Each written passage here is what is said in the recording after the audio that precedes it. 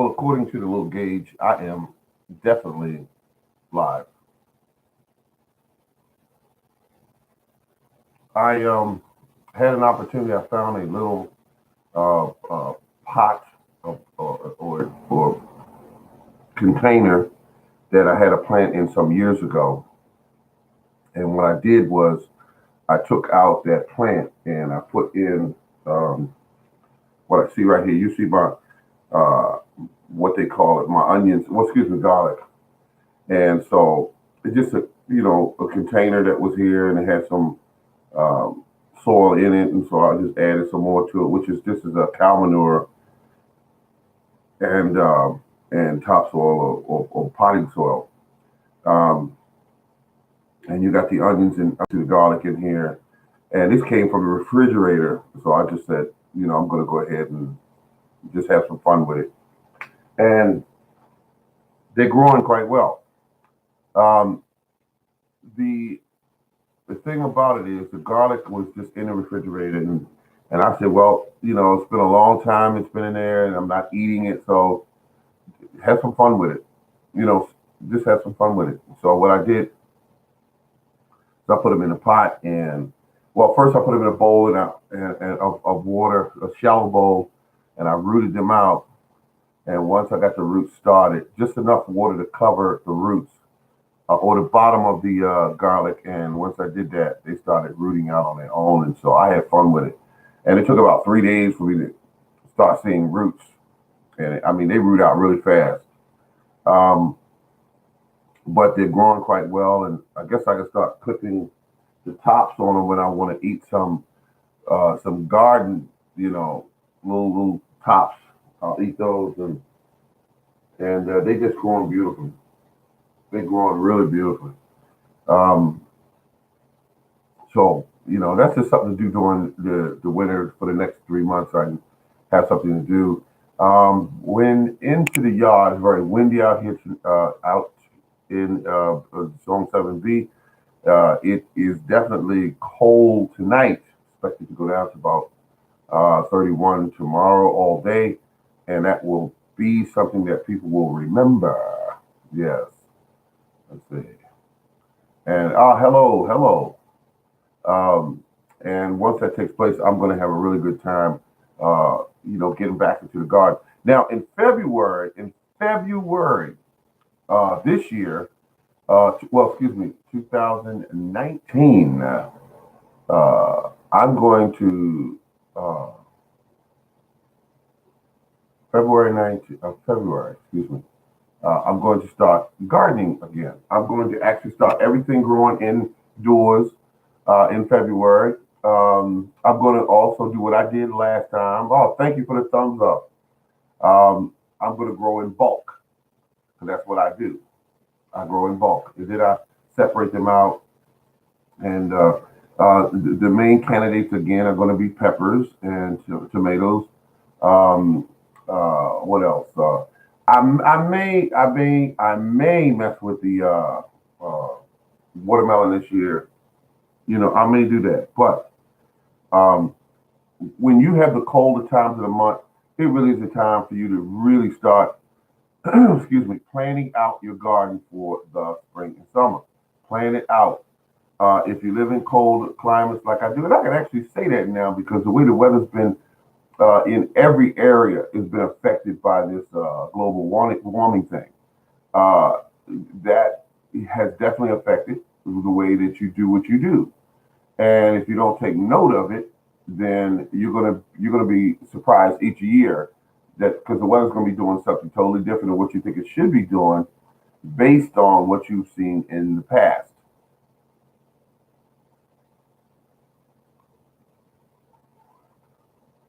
Oh, okay, okay, there you go. All right.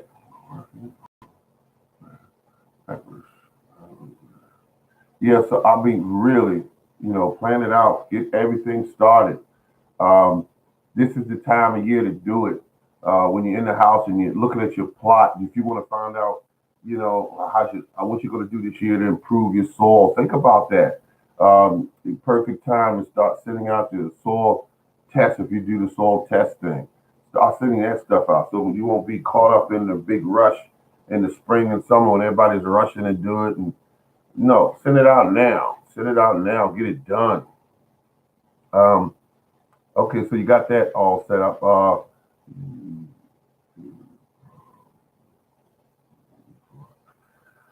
Well, let me just say this about the squash thing. Every year I always, and I don't know what it is, if it's some kind of religious thing, whatever, but I always try to grow some squash. It's just something that I do. I just grow squash. Uh, well, usually the yellow squash, and then I also do some zucchini, and I believe I still have some seeds of that. So I don't. Okay, now this year, folks, good folks, I do not plan on buying any seeds. That is not to say I will not buy any seeds, but I don't plan on buying any seeds.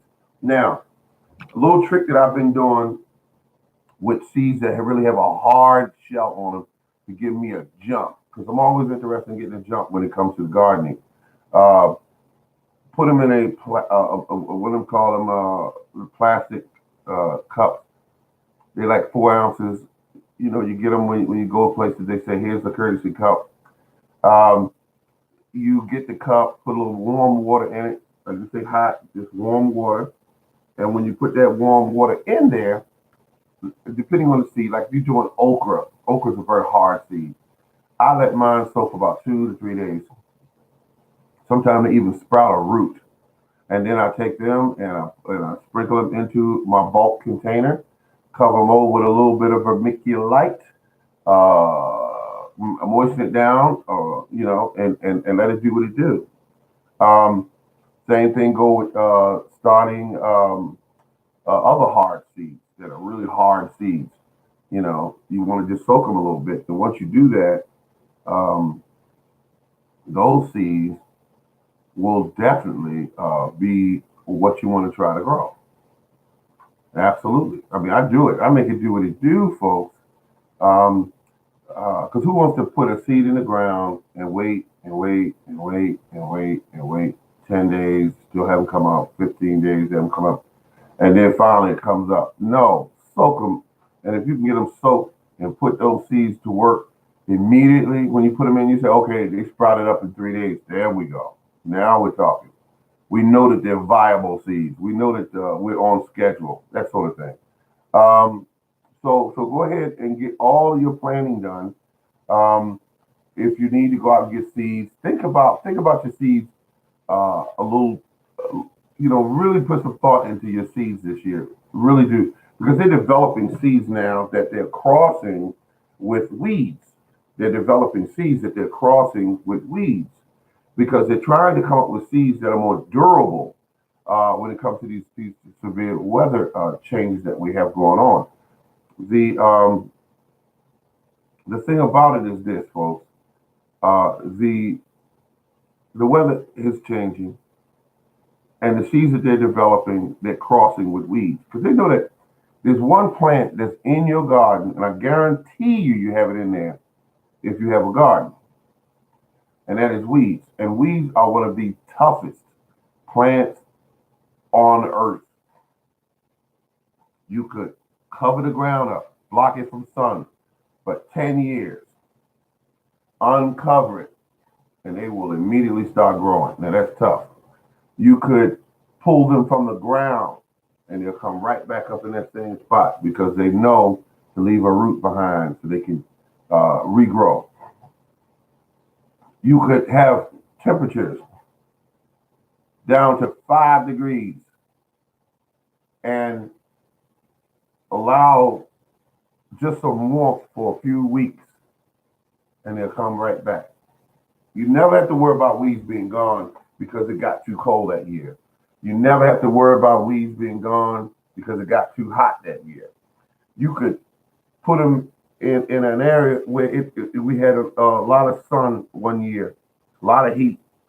No matter what happened, when it starts raining and it cools down, weeds come right back. Now that's resilience.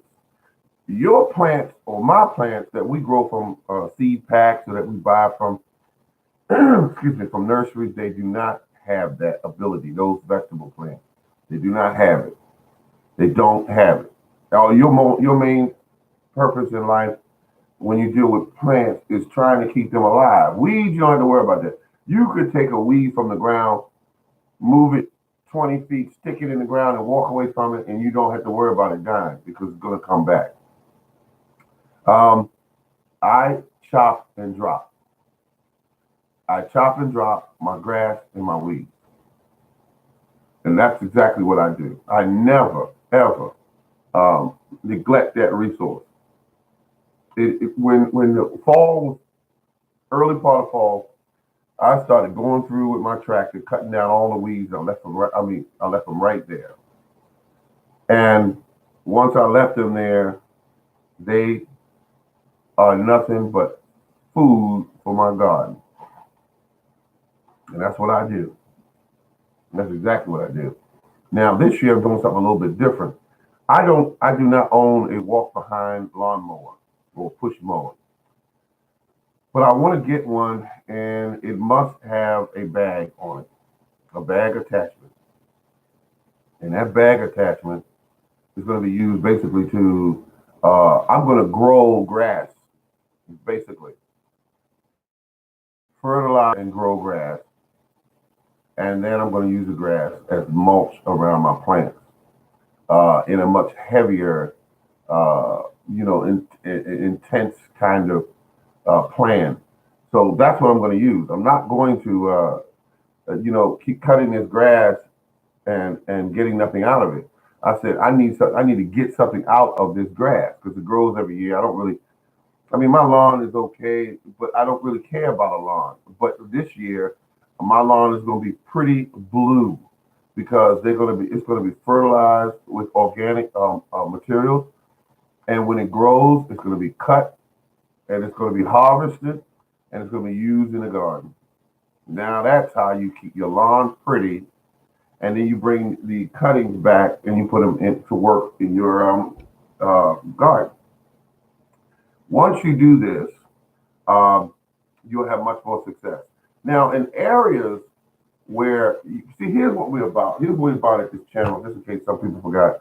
All this channel is about is growing rich, dense vegetables and fruits at low cost. That's the whole deal. I'm not interested in doing any type of gardening where I'm spending hundreds or even thousands of dollars a year gardening. I don't do that. I used to do that. Don't do that anymore because I found it is a absolute, to me, I must be careful how I speak. It is an absolute waste of money to do that to your budget, to your income, is to go out and just buy stuff.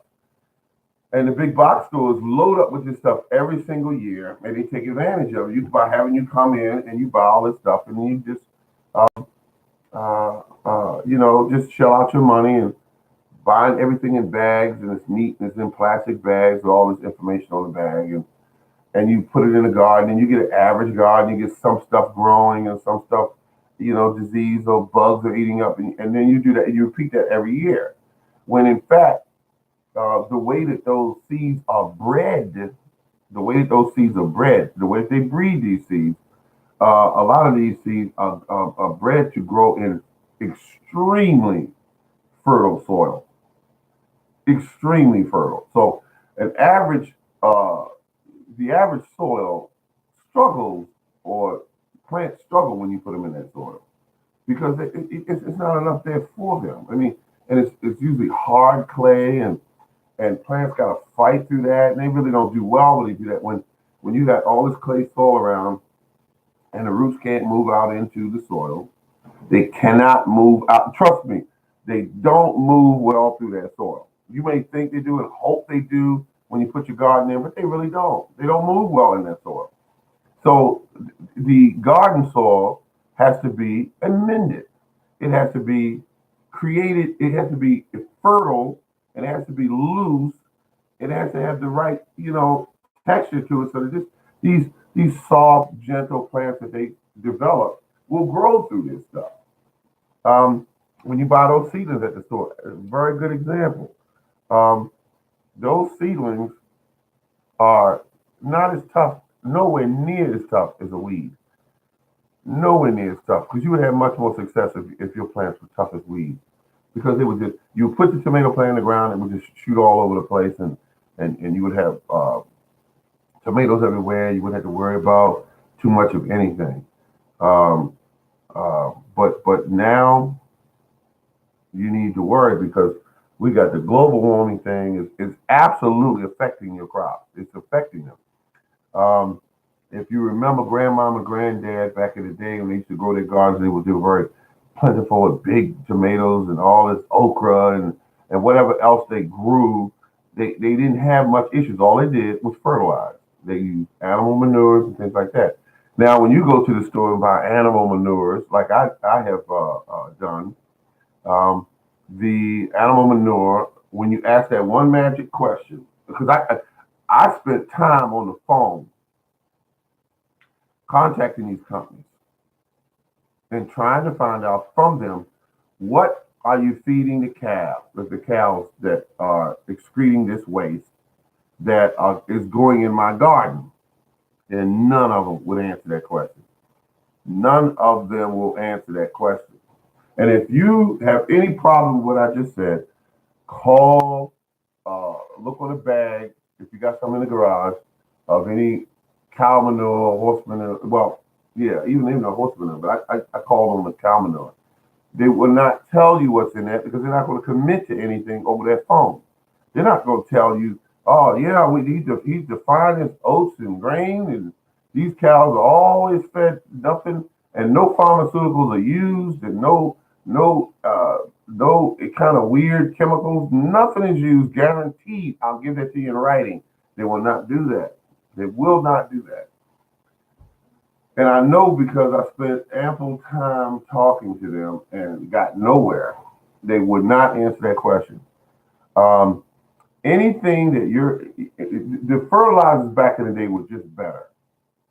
They were better because of what the farmers were feeding their horses and their cattle. They were feeding them the best foods because when you got a horse out in the field, you must feed him a really good diet so that he can work out there in that field. You cannot put a horse out there that's hungry and sickly because of what you're feeding it. Nowadays, they can do that because we use tractors and lots of other farm equipment we didn't use very much back in the day.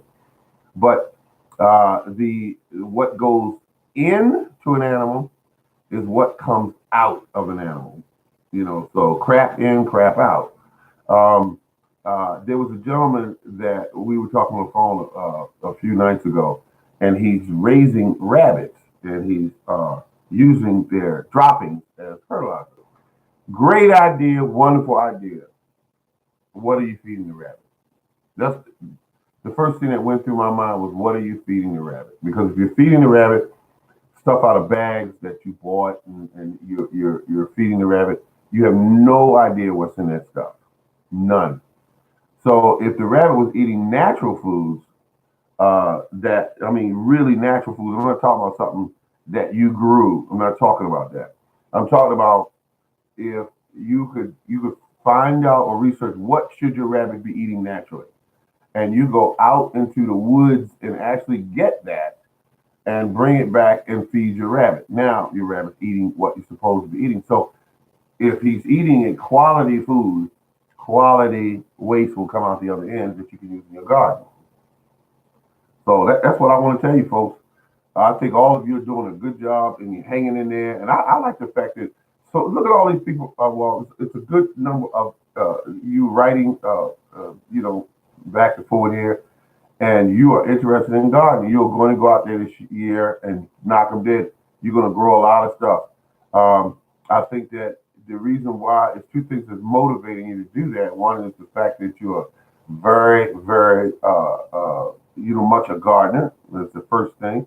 And then I think that you just love to see things grow and the quality. And also one of the most important things as well is that you are growing something for you and your family. Food, quality food.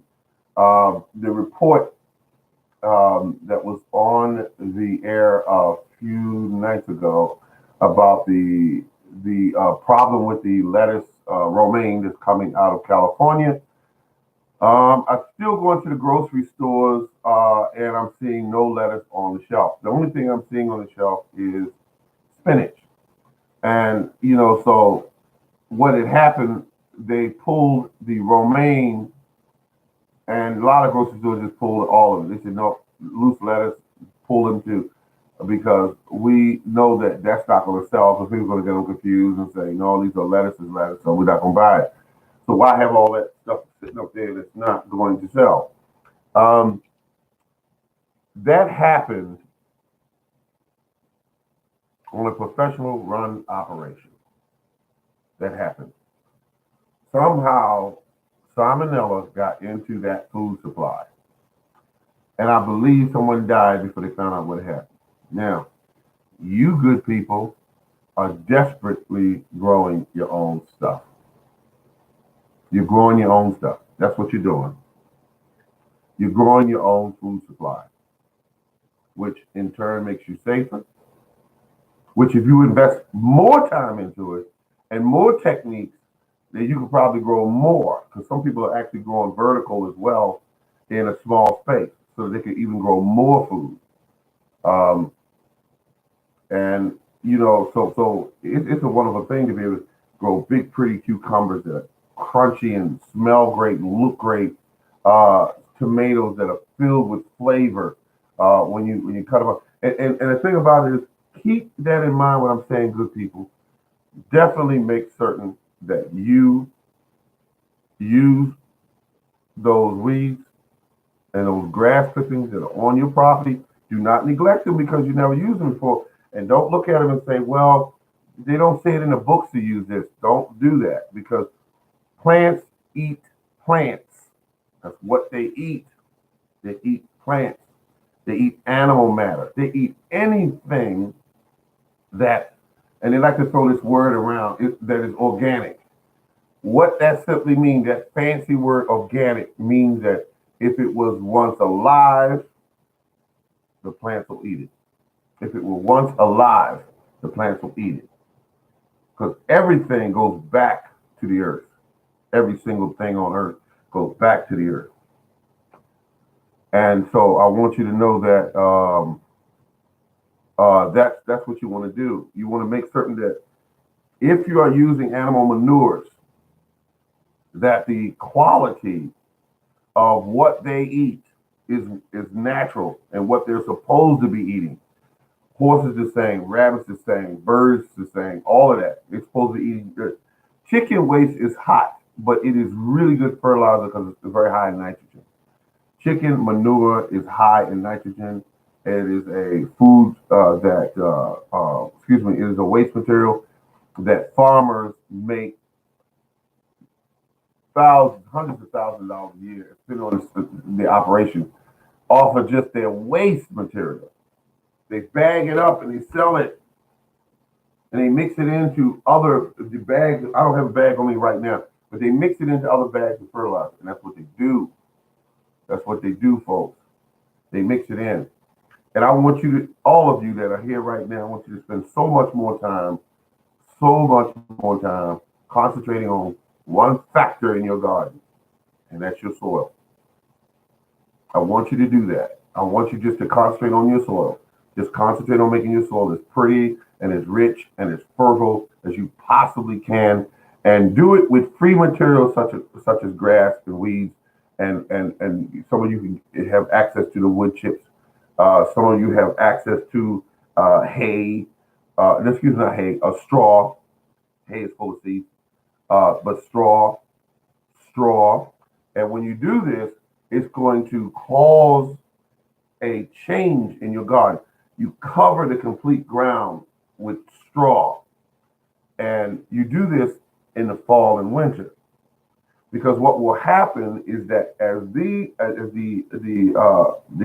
process of decay starts, the straw is deep enough so that when it goes down near the spring and summer, it creates a T from the material, and it leaches into the ground.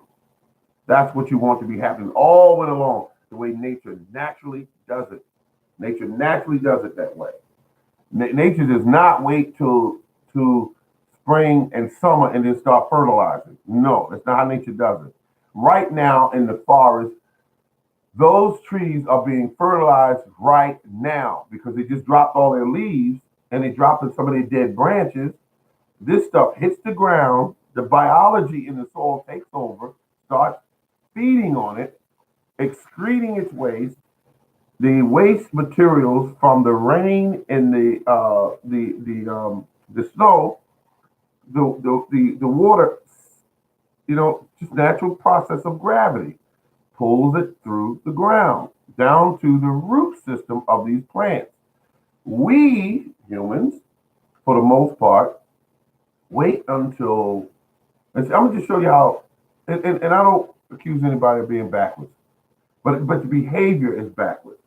We wait till springtime to get in our SUV, drive to the box store, spend about $80, $200 on things like, I see a lot of wood chips being bought. And those colored for wood chips that they spray with this brown paint that's made from pallets, of broken up pallets. They grind it up and then they put it in bags and they sell it to you. That stuff's no good to be putting in your garden. But at any rate, you go out and buy it. You go out and buy these bags of fertilizer. You hope what's in them supposed to be in them, but they basically is farm waste. That's what's in there. Lots of chicken feathers, chicken waste, and a lot of other waste from animals, whatever. And some people cook it up and ground it up and make it into pellets, little granules and things like that. So that's what they do. So what you are doing is the opposite of what nature does. You're starting in spring. In spring. No, it starts in fall. And that's how nature's been doing. Good people, thank you very much for tuning in. This has been the Morning Garden Show. I appreciate each and every one of you for tuning in. I appreciate you very much. Thank you very much. And on that note, have a good day, and I'll see you in the near future.